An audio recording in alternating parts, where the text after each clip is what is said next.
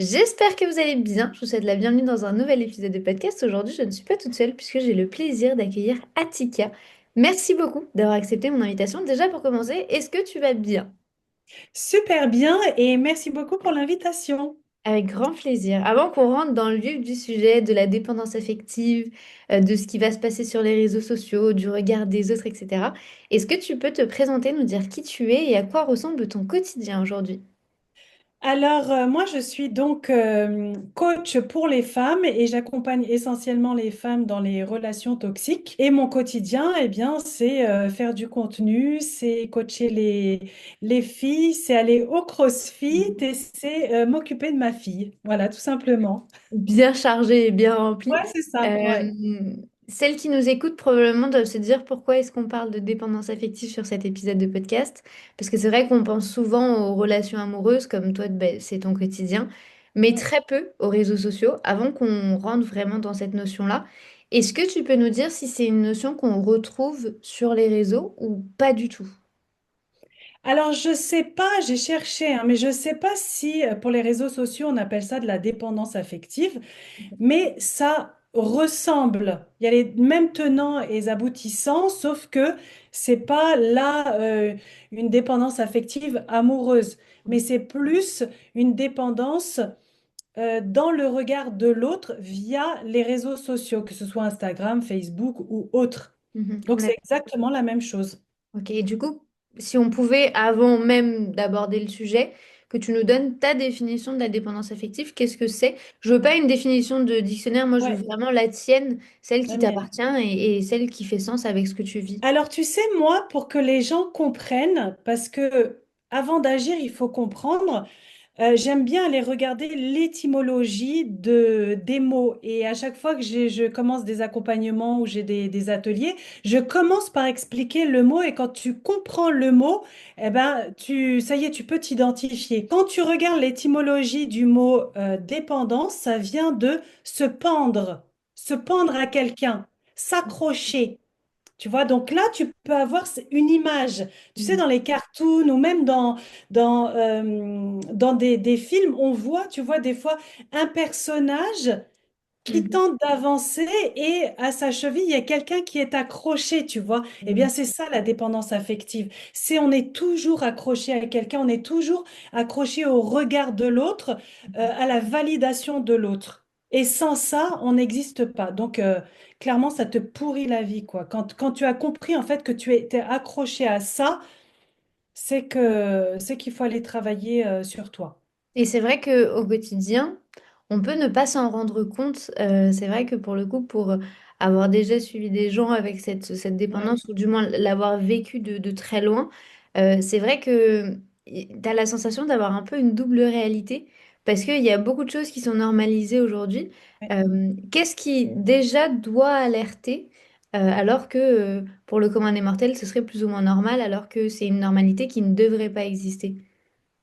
Ben, ce qui doit alerter, c'est que quand tu as toujours besoin de la validation de l'autre. Moi, je me souviens quand j'étais dépendante affective, il fallait toujours que je raconte ma vie, toujours que je demande conseil. Tu sais, t'es complètement éloigné de ton intuition et de ton jugement parce que tu as peur de te tromper. Donc, tu es toujours obligé de demander à l'autre validation. Mhm. Tu vois?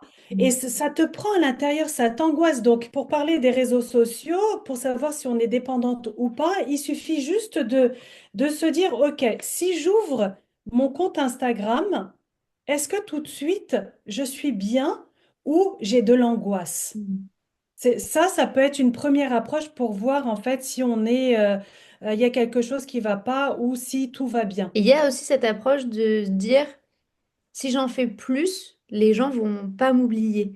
Ou à l'inverse, de se dire, si je suis lisse, les gens vont peut-être plus m'aimer. Tu le disais tout à l'heure, ça demande une auto-validation. On attend que Oui, l'autre personne nous dise, OK, c'est bien, c'est pas bien. Est-ce que sur les réseaux sociaux, ça peut aussi se caractériser comme ah ben je vais le publier tous les jours, je vais publier 2 fois par jour, il faut absolument que les gens me voient. Ou à l'inverse, les gens se disent, bah non, en fait, il faut absolument pas que je publie trop, faut pas que je prenne trop de place, ouais. faut pas que j'en dise trop. Est-ce qu'on est toujours dans ces deux extrêmes-là?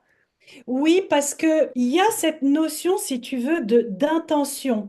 Mm. Et derrière cette notion d'intention, ça veut dire pourquoi je fais les choses. Donc, quand tu te dis pourquoi je fais les choses, tu vas les faire ou soit parce que tu as confiance que ça va marcher, qu'importe si que tu publies une fois, deux fois par jour, que tu publies à 10 heures, à midi ou le soir, ou que tu publies avec un audio tendance, qu'importe tout ça.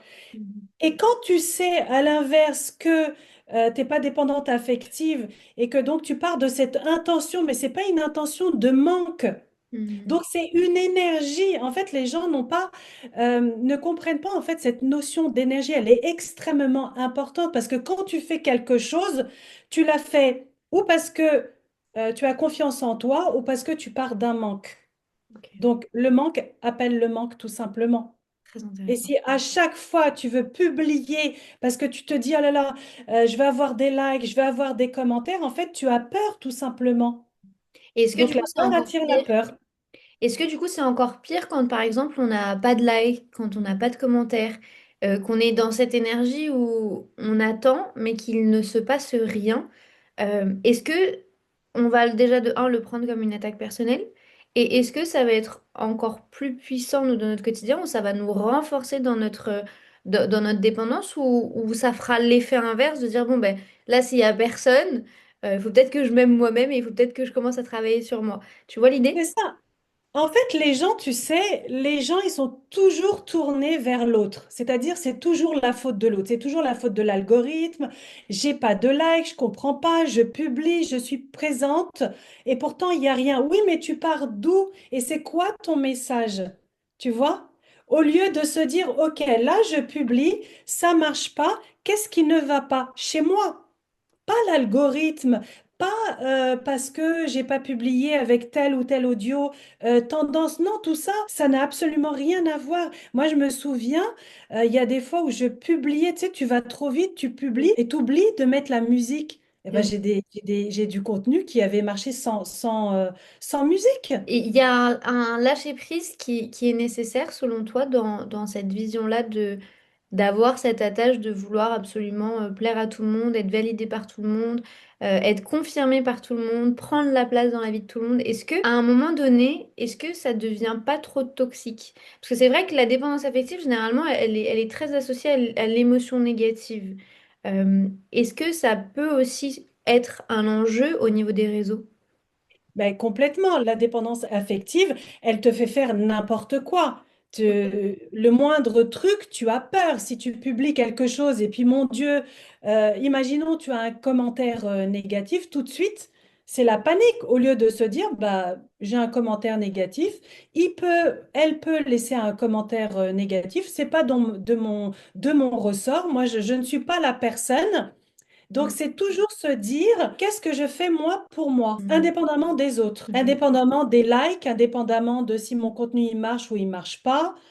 Qu'est-ce que je fais? Du coup, ce qui doit réellement changer, est-ce que c'est la relation à soi ou la relation aux autres?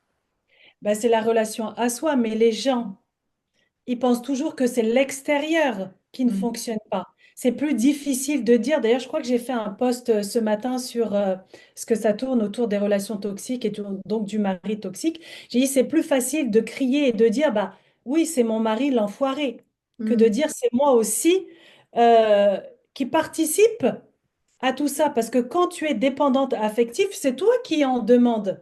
Mm. Mais si toi, tu te regardes en face et tu te dis non, mais moi j'en ai marre, je suis toujours en train de chercher des likes, des commentaires, des nouveaux abonnés, mon compte il grandit pas, j'ai pas de clients.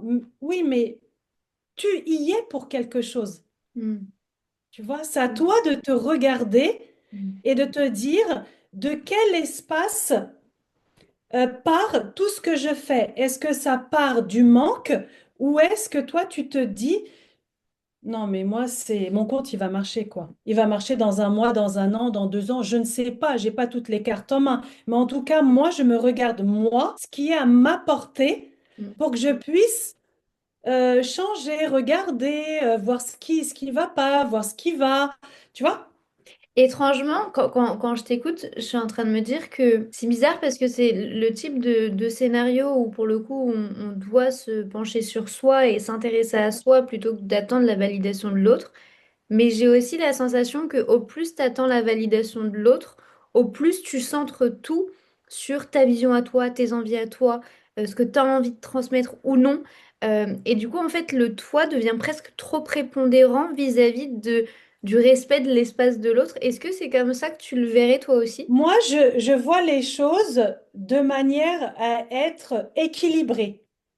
Mm. C'est-à-dire qu'un être humain, il cherche toujours la validation. Il va toujours là, parce qu'on parle des réseaux sociaux, il veut toujours des likes, des commentaires, mais des commentaires positifs. Mm. Mais ce qu'il faut comprendre dans le monde, il y a ce qu'on appelle la dualité ou la non-dualité. C'est-à-dire que dans le monde, tout existe avec son contraire. Donc, si je veux des commentaires positifs, bah, je peux aussi avoir des commentaires négatifs. Et Mm. ça ne veut pas dire que c'est bien ou c'est mal. Ça, on apporte un jugement de valeur. Ça veut juste dire que j'ai un commentaire positif et un commentaire négatif et puis que je ne vais pas y mettre un jugement. Donc, si toi, tu as envie de percer dans les réseaux sociaux ou même tu as envie d'être bien avec toi-même, il faut te dire qu'il y a des choses qui marchent, il y a des choses qui ne marchent pas. Et c'est pas grave. Tu vois, Mm. c'est-à-dire que quand on est dépendant affectif, on veut toujours que du positif. Mm. Ok. Tu vois, Sans on voir ne le cherche côté. pas le négatif. Mais Ouais. dans une vie, il y a plus de négatif que de positif. Mais Parfois, sinon, oui. on s'ennuierait. Tu Mm. t'ennuies, tu Mm. vois? Je comprends. Quelles sont selon toi les pratiques simples pour justement recréer cette relation plus saine avec soi, avec l'exposition, avec le jugement que les autres pourront porter sur nous, voire même ben, l'exposition tout simplement aux commentaires négatifs? Comment réussir à créer ce socle plus solide au quotidien pour se dire, bon, bah ok, au final, si la personne elle a eu telle réaction, c'est peut-être pas forcément que de sa faute, c'est peut-être aussi de la mienne, et d'avoir, tu vois, toujours cette dualité et Ouais. cette notion d'équilibre. C'est de ne pas y mettre un jugement. C'est-à-dire, il n'y a pas de bien, il n'y a pas de mal. Mm. Parce que le mal, on y associe, oh mon Dieu, j'ai été méchante, je l'ai heurté. Non, parfois, on a besoin de heurter les gens. Ça Mm. peut être un bien et pas forcément un mal. Quelqu'un qui va venir te critiquer, ça peut être aussi un bien pour toi. Tu Mhm. vois, pour te dire, bah ok, là j'ai dit ça, eh bien il m'apporte lui un autre regard. Qu'est-ce que je peux faire avec cet autre regard?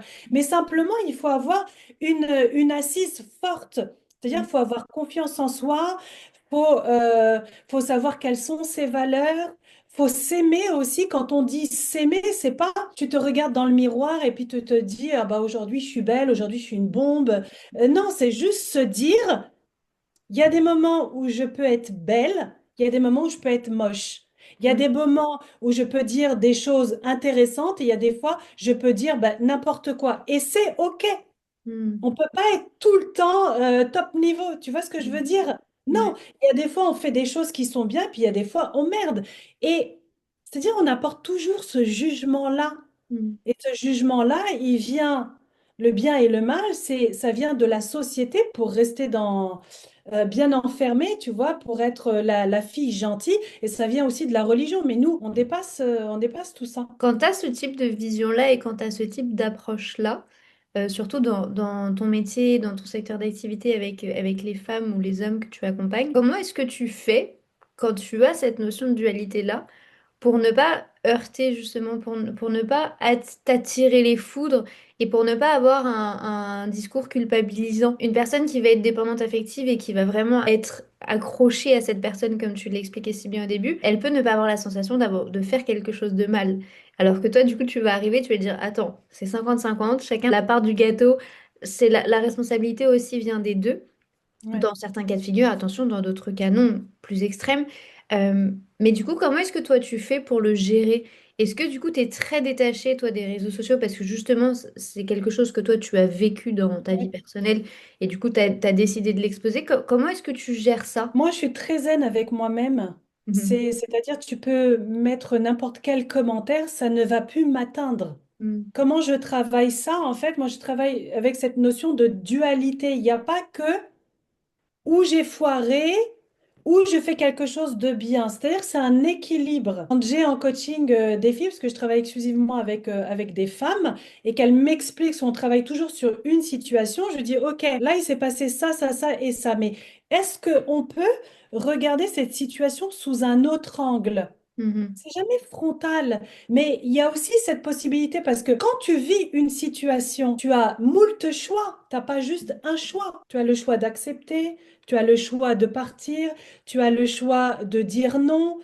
Tu vois, il y a plein de choix possibles. Donc moi, j'aiguille vers là pour que elle puisse comprendre et Mhm. après mettre en application. En fait, t'enlèves le côté émotionnel pour le rendre plus palpable et plus terre à terre, pour qu'il y ait vraiment cette prise de conscience qui soit plus réelle et pas affectée par justement l'émotionnel, le doute, la peur, la tristesse, la colère, etc. La peur du rejet, la peur du manque. Il y a tellement de choses après qui les englobent.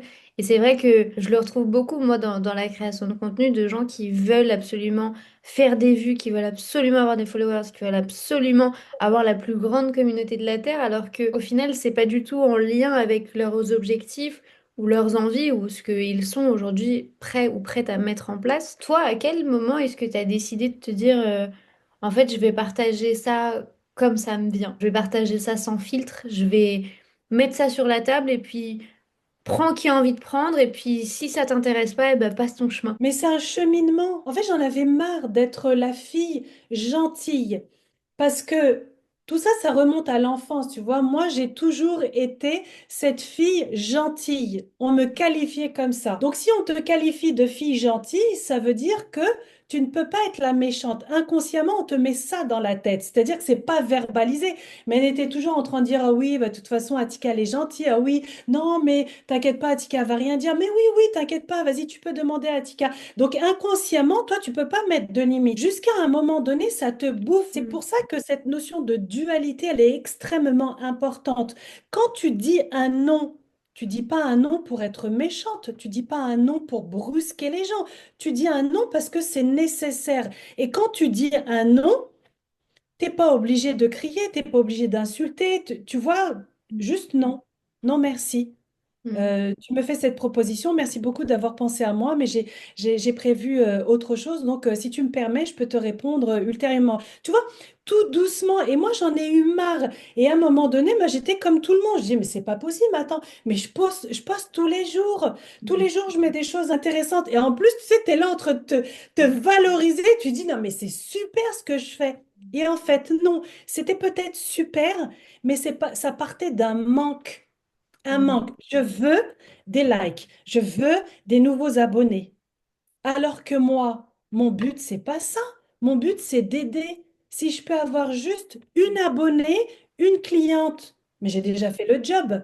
Et à un moment donné, j'en ai eu marre d'être lisse. Donc, j'ai travaillé sur cette dualité. Et moi, je suis franco. Mm. C'est-à-dire que dans mon contenu, je dis, moi, le mari toxique ne m'intéresse pas, surtout que j'ai vécu ça. Si tu es dans une relation toxique, c'est parce que c'est toi qui le veux aussi. Mm. Et je ne suis pas là en train de dire tu es fautif, tu es nul, tu es bête, etc. Non, c'est pour te dire que tu as ta part de responsabilité. Ok, si tu veux entendre mon discours qui est brutal, je ne suis pas comme ça en coaching, Mm. mais c'est brutal, c'est comme ça en fait, c'est-à-dire je suis comme ça. Eh bien, je te jure, Marine, que depuis que je suis comme ça, c'est des messages, mes publications à fond 100 000, 200 000, 300 000 vues avec une tonne de messages, avec des filles que j'accompagne, avec, tu vois, ça, et puis ça te libère. Ça Mm. te libère parce que t'es toi, t'es pas en train de jouer un rôle, t'as pas un masque, tu fais pas semblant d'être cette fille-là, mais c'est usant de faire semblant. C'est Surtout que usant. quand tu arrêtes de chercher l'approbation aussi et quand tu te détaches aussi du regard de l'autre, tu as un message beaucoup plus puissant qui te ressemble réellement toi. Parce que le problème, c'est que tous les contenus que tu créais avant, je suis sûre, ils étaient très qualitatifs et ils étaient peut-être un peu trop techniques, etc. Mais il manquait ce truc de, ok, ça c'est Attika et c'est avec cette personne que j'ai envie de travailler, c'est avec cette personnalité-là, c'est avec ces mots, c'est avec ce parcours. Et le fait que tu arrives aussi désormais à te libérer de, ok, bah en fait, tu peux aimer comme tu peux aussi ne pas aimer et tout va bien. Bah, directement, tu arrives aussi à connecter beaucoup plus facilement avec les gens qui vont réellement t'apprécier et qui vont apprécier ton travail. Parce que tu as arrêté d'attendre que les gens te disent, ah, Tika, franchement, t'es trop gentille et franchement, ce que tu dis, c'est bien. Non. Ouais, Ce que tu dis, c'est puissant, en fait. c'est ça. Exactement. Et quand tu vas lire là sous mes publications, c'est, mais c'est pas possible, tu as vécu avec nous, tu connais mon mari, tu vois. Et en fait, non, c'est parce que j'ai vécu la situation, je parle avec mes tripes, je sais exactement comment ça se passe. Et j'ai pas vécu avec ton mari, mais je sais. Tu vois, puis les maris toxiques, c'est à peu près c'est à peu près le même schéma, tu vois, comme Mm. dans les réseaux sociaux, quoi. Quand on cherche les likes, quand on cherche les commentaires, mais, mais c'est sans fin, c'est-à-dire qu'à un moment donné, tu veux avoir 10 likes, t'as Mm. tes 10 likes, bah après, t'en veux 100. Mm. T'en as 100, t'en veux 1000. Tandis que là, moi, j'ai résolu le problème. L'application Instagram, j'ouvre le matin vers 13 heures et puis en fin de journée, je réponds aux messages. Mais après, moi, je fais ma vie. Je Mm. fais autre chose. Je ne suis plus pendue à l'application Instagram. Et puis, quand je vais sur Instagram, je me dis pas, j'espère que j'ai des likes, j'espère que j'ai des messages. Bah, des fois, en fait, quand j'y vais, il n'y a rien. Et puis après, quand je reviens 4 heures après, bah après, il y a des messages. Mais tu vois, l'intention change. Mm. L'énergie, elle change. Parce que ta posture a aussi changé vis-à-vis aussi de comment est-ce que tu perçois le truc et surtout pourquoi est-ce que tu es en train de le faire et qu'est-ce que tu Exactement. attends. Calibrer les attentes, c'est aussi avoir C'est ça. un pas d'avance sur les conséquences que va avoir sur nous.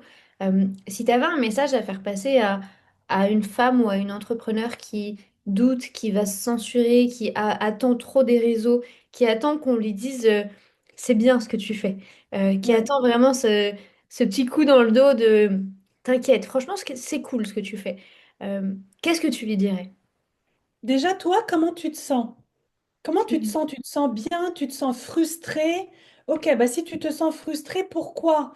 Bah je sais pas, moi je poste, il y a ci, il y a ça, j'aimerais avoir ça, ça, puis j'ai pas ça, et puis regarde, là j'ai un commentaire négatif. Ok, tu vois, je vais aller chercher, mais c'est jamais le réseau social, c'est jamais ton contenu, c'est jamais si tu postes à midi ou tu postes à 18 heures ou tu postes avec l'audio tendance. Non, c'est toi.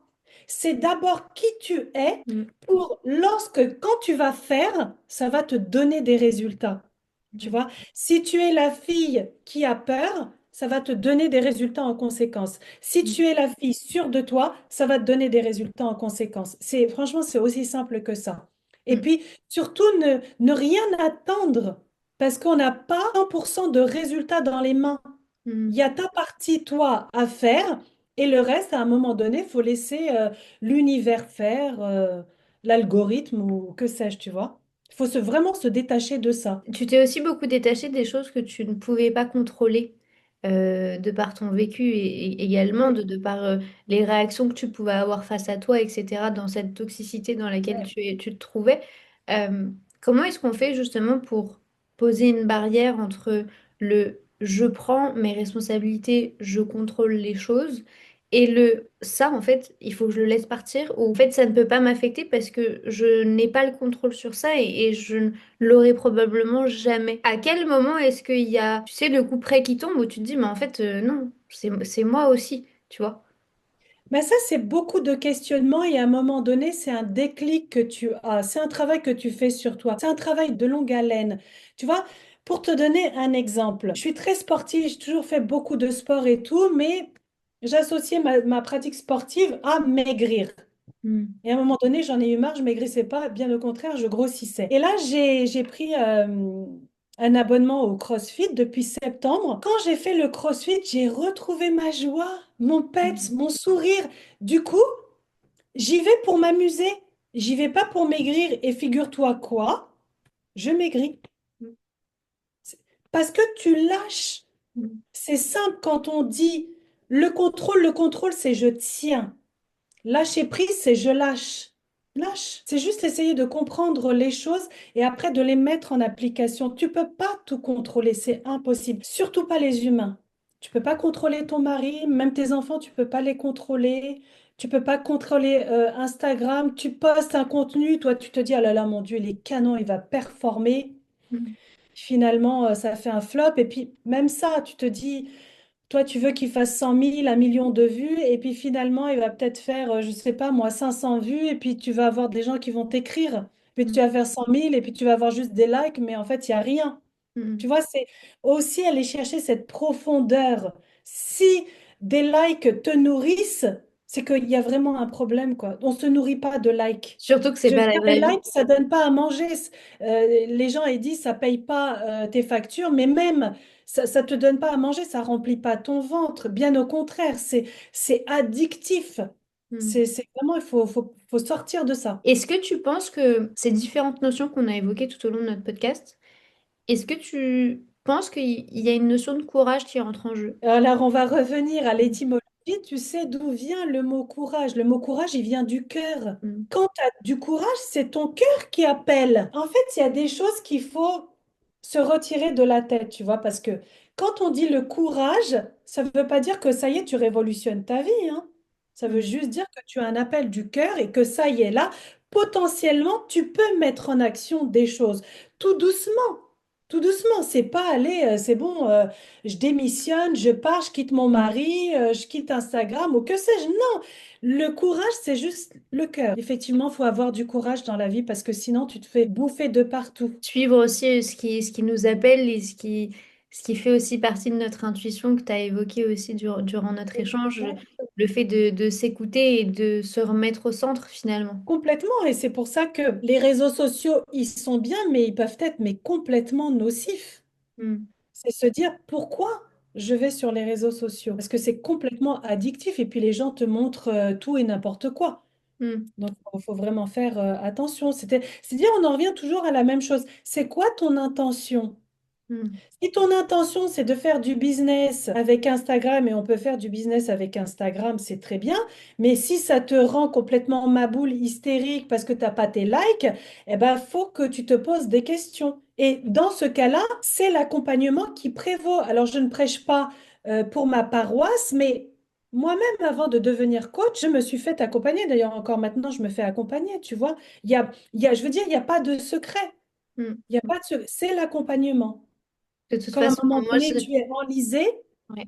Moi, j'aime bien dire que un entrepreneur qui arrête de se former et qui arrête d'évoluer, c'est un entrepreneur qui est déjà mort en fait. c'est que complètement. Pour moi, il y a aussi cette notion d'accompagnement qui est très importante. Et vraiment, je tenais vraiment à te remercier, Atika, pour ton partage dans cet échange-là, mais aussi le partage que tu as sur les réseaux.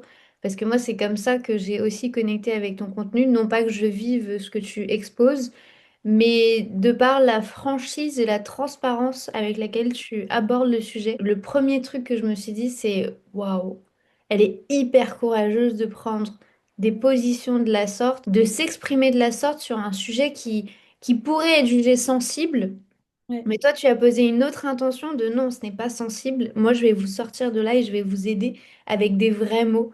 Donc, ouais, merci d'avoir posé ces mots-là et merci d'avoir fait ce parallèle avec les réseaux qui, à mon sens, était hyper important pour dédramatiser le truc parce que mine de rien, c'est que Instagram, c'est que des réseaux ouais. sociaux et c'est pas la vraie vie. Donc, vraiment, merci beaucoup à toi. Avec plaisir, Marine. De toute façon, je vais vous mettre toutes les informations dans les notes de cet épisode de podcast. N'hésitez pas à aller voir le contenu d'Etika, à vous inspirer, à regarder, à boire un peu cette personnalité-là qui n'est pas clivante, mais qui est juste telle qu'elle est. Donc vraiment, merci beaucoup. Et moi, je te dis à très bientôt. Merci, Marine. À bientôt.